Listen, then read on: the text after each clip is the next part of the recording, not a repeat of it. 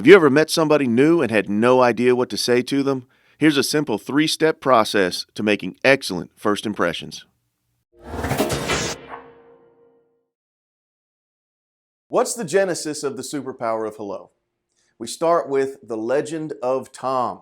When I was 14 years old, I had a friend named Tom. I was really shy. Tom wasn't so much.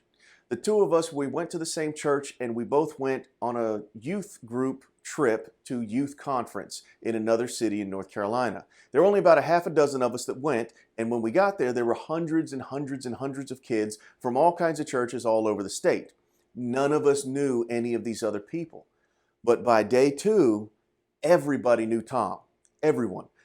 Tom was the most popular guy at youth conference. They just flocked to him everywhere we went. Hey, Tom, what are you doing? Hey, Tom, can I have breakfast with you? Tom, can I sit with you at lunch? Tom this, Tom that. They all wanted to tell Tom their stories. They all wanted to hear Tom's stories. They all wanted to be around him and interact with him. But it drove me nuts because none of us knew anybody when we got there. So I wanted to know, what was it that Tom was doing that made him this incredibly popular person over the course of just a few hours of being around hundreds of complete strangers. So I watched him. I watched him all the next day, and Tom is only doing one thing. Tom is only saying hello. That's it.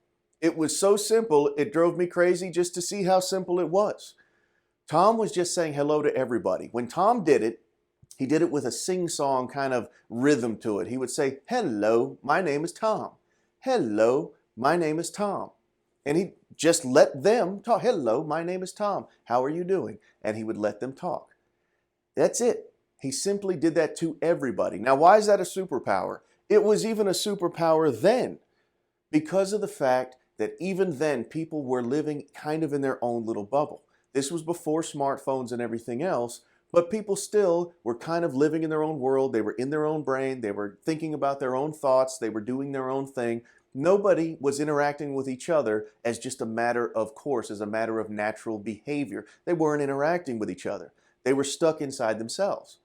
Especially today, we've got our smartphones and everybody's in their smartphone. Everybody's neck deep in their social media or their phone apps or their games. Nobody's simply looking up, looking around, and looking for opportunities to interact with other people. That's what makes it a superpower. Nobody's doing it. So I decided to do a trial by trying. For the entire following day, I did it. I said hello to everyone that I saw. Everyone I bumped into, I would say hello. Now, I didn't do it with the sing-song that Tom did because I wasn't trying to copy him or emulate him. I was simply trying to take what I learned from him and use it the way that he used it. I said, "Hey, hey, hey, hey, my name's Dave. Hey, hey, my name's Dave." And I figured out that by the following day, Tom and Dave had kind of become synonymous to people that were there. Hey, there's Tom and Dave. There's Tom and Dave. Hey, Tom, Dave, can I sit with you guys? Tom and Dave, instead of just, "Hey, Tom." People associated that behavior to be common between the two of us because nobody else was doing it.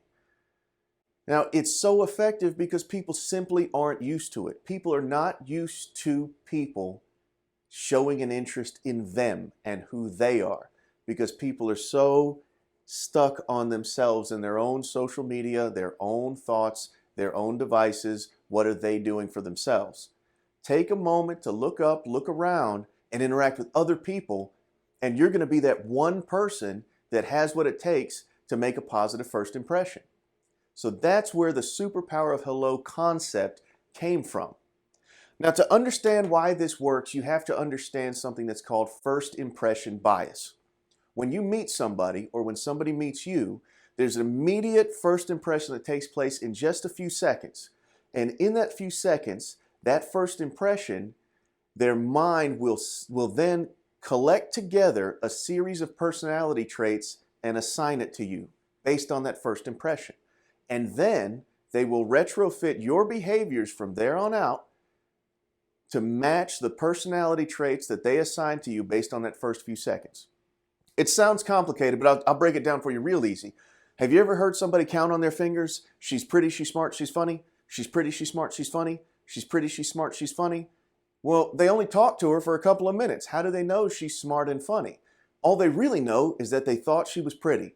And because they thought she was pretty, their mind bundled together smart and funny, assigned it to her, and then it's going to retrofit her behaviors to match. She's pretty, she's smart, she's funny. What we know through psychology and sociology is that when somebody makes a positive first impression on you, not only are you bundling together those positive personality traits, you're also going to seek out opportunities to interact with them again in the future. The opposite goes when people make a negative first impression. They bundle together negative personality traits, assign them to you, and then they avoid situations to interact with you in the future. That makes it doubly difficult to overcome a negative first impression because their mind is already set that they're avoiding opportunities to interact with you in the future. So you don't even get the chance to overcome that negative first impression. You're stuck with those negative traits that have been bundled together and assigned to you because you made a negative first impression. So how do we go about making sure that that first impression, those critical few seconds, are a positive interaction for them? Well, the first thing we do is we recognize that most people are stuck in what's called the OODA loop. Law enforcement will understand immediately what the OODA loop is. OODA, O-O-D-A, observe, orient, decide, and act. It's the process of being on autopilot. That's it.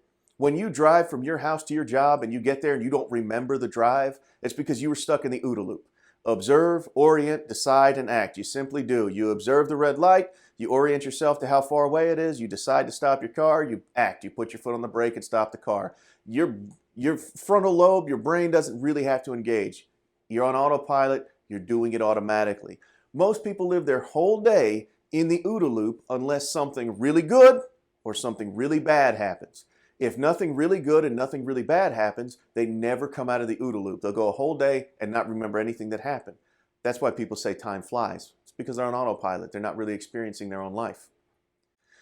So let's think about what really is rapport. Rapport is a close, harmonious relationship in which the people or groups concerned understand each other's feelings and communicate well. Really, that's a book definition, but just remember, understand each other and communicate well. Understand each other and communicate well. That's the process of building rapport. The goal when you are trying to build rapport is you're trying to take someone who is unfamiliar with you and bring them over to the familiar side. They're sitting in this chair called unfamiliar, and you want to take them by the hand and walk them over to the familiar chair. That's what building rapport is. Now, when it comes to building rapport, you don't want somebody to be forced into the familiar chair and feel crappy about it. That's where charisma comes in. Charisma is a compelling attractiveness or charm. It can inspire devotion in others. Compelling charm, compelling charm, compelling attractiveness, compelling attractiveness. If you think about charisma as being something that is attractive, charming, and it compels people, you can see how that would play a role in getting people from that unfamiliar chair into the familiar chair.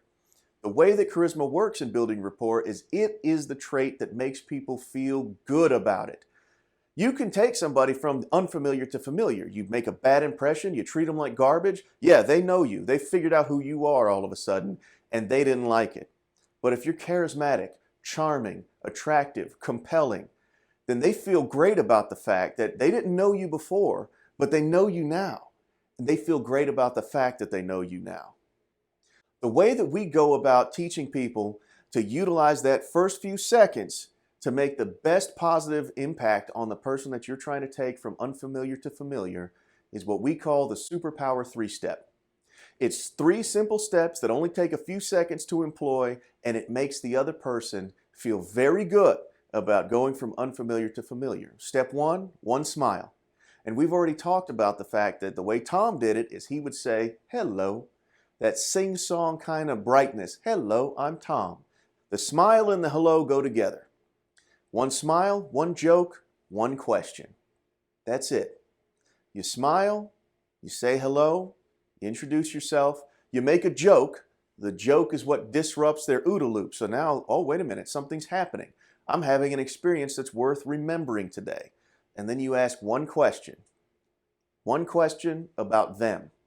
Instead of a question that makes them forget you're even there. Instead of a question that they can answer with the word fine, you ask them a question about them that gives them an opportunity to tell part of their story. That way you're both becoming familiar with one another and they're feeling great about it. So when we talk about a smile, we want to make sure that that charisma comes into play. A charismatic smile is a smile that comes from the eyes. It's not about showing teeth, although showing teeth almost always accompanies it, but it comes from the eyes because you're happy about the fact that you're getting the chance to interact with somebody. Don't pretend to be happy. Don't act happy. Actually be happy. There are some people that we see, celebrities all the time, that really have this down pat. Dwayne Johnson, Tom Cruise, Hugh Jackman, Emilia Clarke. These folks have billion-watt smiles that light up a whole room, light up a whole stadium. If you look at how they interact with people and that smile that they have, you'll see that they are genuinely happy to live the life that they're living. You also should be genuinely happy to live the life that you're living and to have the opportunity to interact with people and to get to know new people. Now, most people go through life utilizing the forgettable three-step, which is basically, how you doing? I'm fine. Blah, blah, blah, weather. Okay, take it easy. How you doing? Fine. Blah, blah, blah, weather. Okay, bye, take it easy, have a good one. That's completely forgettable. That's what everybody does all day long. You can absolutely see it when you go to a grocery store and you go see the cashier. They're scanning items. Boop, boop, boop. Hi, how you doing? I'm fine. Blah, blah, blah, weather. Yeah, weather. Okay, bye, take it easy, have a good one. And they do the next person and the next person. Then you walk up and you're stuck in your OODA loop. You fall right into their OODA loop. How you doing? Fine. Blah, blah, blah, weather. Yeah, blah, blah, blah, weather. Okay, take it easy. Bye. Have a good one. It's completely forgettable. It's the grocery store equivalent of driving from work to home and not remembering anything. Don't live your life forgettable, and don't live your life allowing other people to forget the fact that they're living their life. The Superpower 3-step is the way that you jar people into the opportunity to experience the life that they've been given. One smile, one joke, one question. Genuinely smile and say hello. Use their name if you can, because at the grocery store, everybody's using name tags. And if they're not, did you know you can just ask, what's your name? Hey, I'm Dave, what's your name? And then they tell you their name. Now you've got it, now you can use it. When you smile, make sure that you greet them and you're not acting happy, you actually are happy. If you can take 2 fingers, put it right here on your throat, and you feel a pulse, you have a reason to be happy. If you take 10 seconds and think of things to be happy about, you'll see that you have plenty of stuff to be grateful for and to be happy about. If you got to amp yourself up before you go into a business meeting by thinking of things you're grateful for, then that's what you have to do. Just remind yourself, yeah, I might not be having the best day, but you know what? I have this and this and this and this to be thankful for, to be happy about. Amp yourself up, get into a positive frame of mind, and then go in there, smile like you really mean it because you do really mean it. Use their name because to a person, their name is the sweetest sound and the most interesting sound. You know, when you hear your name in a crowded room, bam, you perk up immediately. Absolutely, especially if you hear your name from somebody who's saying it in a way that sounds like they're happy about saying it. And you can hear that in their voice, and that makes you perk right up. Wow, something's happening, something great, something I need to pay attention to. Then crack a joke. I don't know if you've ever been in a situation like being in church or being in court or being in a business meeting or whatever other thing where you're supposed to be quiet, and then something funny jumps into your head and you try to hold it back and you can't. It just makes you laugh all that much harder. That's what we're after, that feeling that wells up in somebody. You crack a little joke, you do something to disrupt the OODA loop. Now they're present, they're there with you. They're experiencing their own life, and you get to experience yours, all because you broke the OODA loop by cracking a quick joke. A lot of times people will say, but Tiny, I'm not funny. Okay, that's fine. I get it. I understand. You feel like you're not funny. Everybody's got a funny story, first of all. Something funny happened to you. You know it did. You can tell that story. But you don't have to come in with premise, middle, punchline with a big old joke. You can simply borrow from comedians that are out there and use little one-liners and jokes that they have when they're appropriate in your everyday life. You're not out there trying to do a routine and sell it. You can borrow some jokes from some comedians and use them in everyday interactions. That's fine. Some of the sources I use, I go on Pandora and I listen to different comedians, go to Netflix and listen to different comedians. The only thing that I would say is make sure you're careful about the content of your jokes. Now, I was in the Navy, I'm a sailor, and so when people say I cuss like a sailor, what they're really saying is they wish they could cuss with the skill and smoothness that I can cuss when I'm interacting with other sailors just in normal conversation. That's not the goal when you're making first impressions on brand new people. Don't try to go blue, off color, or be offensive. You don't need to do that.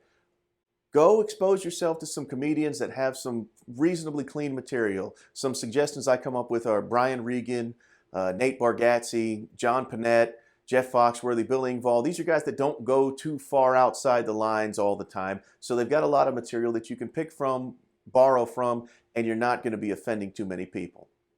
There's one thing that you have to remember though. When it comes to insults, where you're out to kind of crack an insult and make people laugh, that's not the time to do it. You see, a lot of times, a lot of guys get together, haven't seen each other in a long time, and they just start throwing zingers at each other. That's a completely different type of interaction. That's a completely different type of dynamic in their relationship. We're talking about first impressions. We're talking about making good first impressions on people that you've never met before or people that you don't see very often. You don't have the dynamic yet to be able to insult them and make it funny. There's a specific timing for insults, and we'll talk about that in a later course, as in the vein of insults that are out there to make people laugh. Number one, if you're going to insult somebody, your goal should be to make them laugh, not the people around you laugh at their expense. They must be in on the joke, and they have to be clear on the fact that we are joking and they understand it and you understand it. There's a very specific way to do that, and we'll cover that in a later course. But for this type of an interaction, first impressions, don't even go there. Don't go down that path. It's not worth it. It's too hard to screw it up. But a lot of people try to go for self-effacing jokes where they make fun of themselves. I'm okay with that. But when you make a self-effacing joke because you're looking to uplift the other person, I'm good with that. But make sure it's something that everyone knows that you're not insecure about. Because if you make a self-effacing joke clowning yourself for something that you are insecure about, the way it often comes off is that you're begging for approval and that you want them to reassure you. Well, that's not a good first impression as you being someone who's needy that needs reassuring, somebody that needs somebody else's approval. That's not going to make the good first impression. So once we've broken the OODA loop, once we've hit them with a smile in the introduction and we've broken the OODA loop, now the question. That question is the moment when the Superpower 3-step exerts its influence. A question that's about them. Make sure that you are always, in every brand new interaction, you are being interested, not interesting. AT&T did a study on what is the most used word in the English language. And this study was talked about in Dale Carnegie's book, How to Win Friends and Influence People. In that study, AT&T figured out that the most used word in the English language is the word I. Why? Because I is the one that I is worried about. I cares more about I than anybody else is going to. And so everyone has an interest in having an opportunity to talk about I. So when you ask that question, make sure it's a question that's about them. And avoid any type of a question that they can answer with fine. How are you? Fine. How was your weekend? Fine. How are things? Fine. Well, now you've hit a dead end in the conversation. They didn't have an opportunity to tell any part of their story, their opinion, their perspective. So make sure that your question is specific and about them. There's a story also in that Dale Carnegie book about a woman named Jenny Jerome. Jenny Jerome was a very influential person in the town she was in, and two guys were running for political office, and each of them had dinner with her to try to sway her vote their way. Well, after she had dinner with each of them, she was asked by people in town, well, what did you think of them? And she said, well, when I had dinner with him, I thought he was the cleverest man I'd ever met. But when I had dinner with him, he made me feel like I was the cleverest woman he'd ever met. Well, guess who got her vote? It's imperative that you leave people with the impression that they are the most interesting person that you've ever interacted with. In Wallace Wattles' book, The Science of Getting Rich, he talks about every person with whom you interact, you should leave them with the impression of increase.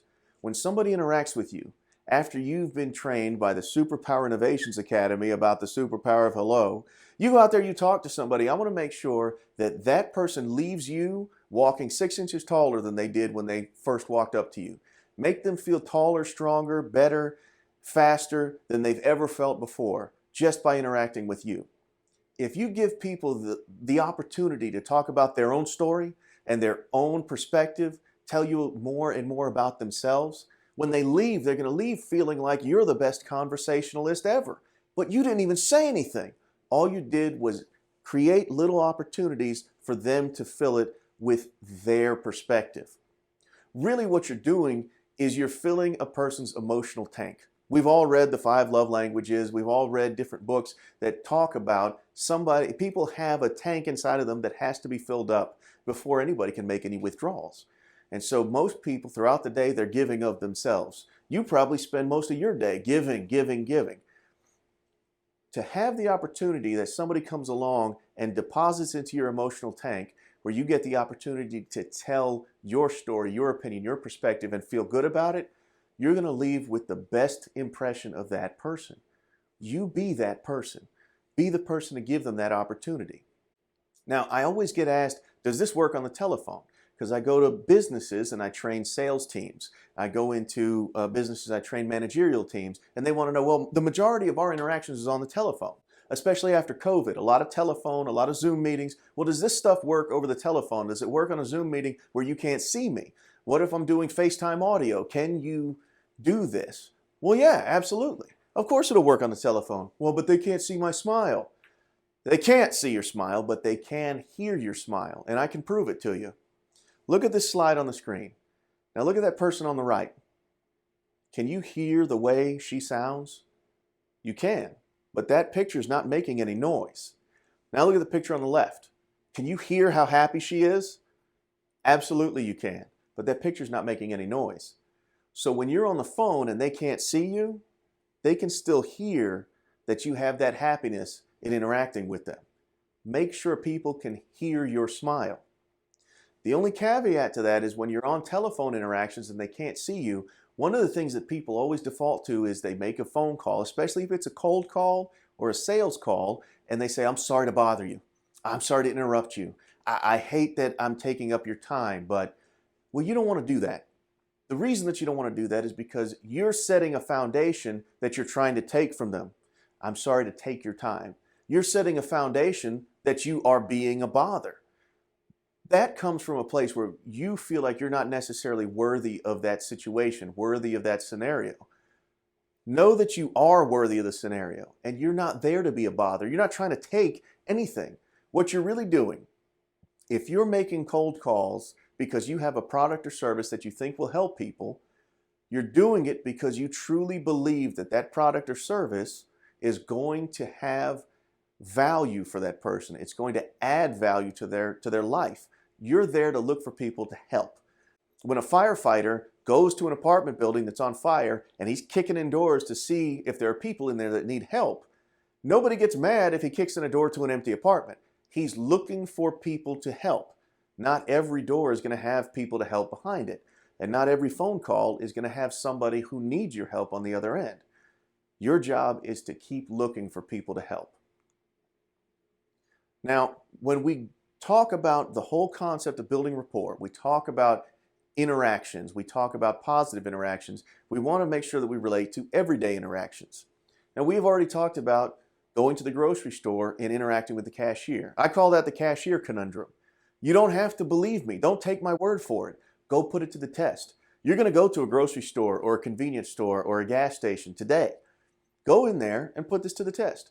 Instead of being Mr. or Mrs. Forgettable when you walk in and say, how you doing? I'm fine, blah, blah, blah, weather, okay, take it easy, bye. Be the one who uses the Superpower 3-step. Smile big and mean it. Say hello, use their name, crack a joke, and then ask them a question about themselves.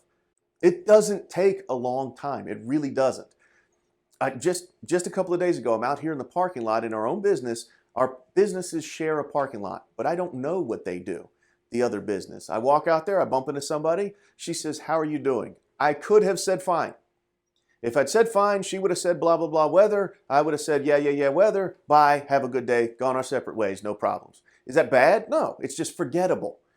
What I did, she said, "How you doing?" I said, "Well, I got the song Call Me Maybe stuck in my head. Do you think that's a problem? Can you help me with that?" Well, she started laughing. Now I've broken the OODA loop. Now we're both present in the interaction. And then I asked her a question. "You know, we share this parking lot, but I don't know what this business do. What do you guys do over here?" And she got to talking to me about what they do. And it turns out that that business sells a product that we really need. And now we are going to start doing business with them. That's an opportunity that never would have come up if I hadn't taken a second and said, I'm not going to do the forgettable 3-step. I'm going to utilize the superpower 3-step. So the next time you go into a grocery store or convenience store today, you know you're going to, just use it. Smile, use their name, say hello, crack a joke, and ask them a question. It doesn't take a long time. Another situation that we bump into a lot is the elevator. I call it the elevator enigma. For some reason, everybody walks into an elevator and then they turn around, they face the door, they cover their crotch with their hands, I don't know why, and then they look up at the numbers. And then we just wait to get to our floor. Nobody talks, everybody holds their breath, and then the doors open up, and then we leave. Well, be the first person to say something after the elevator door closes. There's a concept called Garfinkling that we learned about in sociology in college. Garfinkling is the intentional breaking of a social norm. What they did was they had us go to the mall and get on the elevator and stare straight back at the back wall no matter how many people were in the elevator. It didn't go over well. People really don't like it, so I don't suggest that. But it does illustrate the idea of Garfinkling. What I'm asking you to do is a positive form of Garfinkling.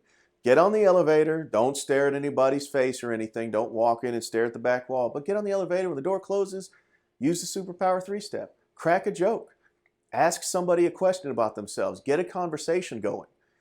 This is really, really good because of the fact that elevators are awkward and you can break that ice, take people from unfamiliar to familiar in just a little bit of time. You only got about 60 seconds on an elevator. So it proves to you that it doesn't take long.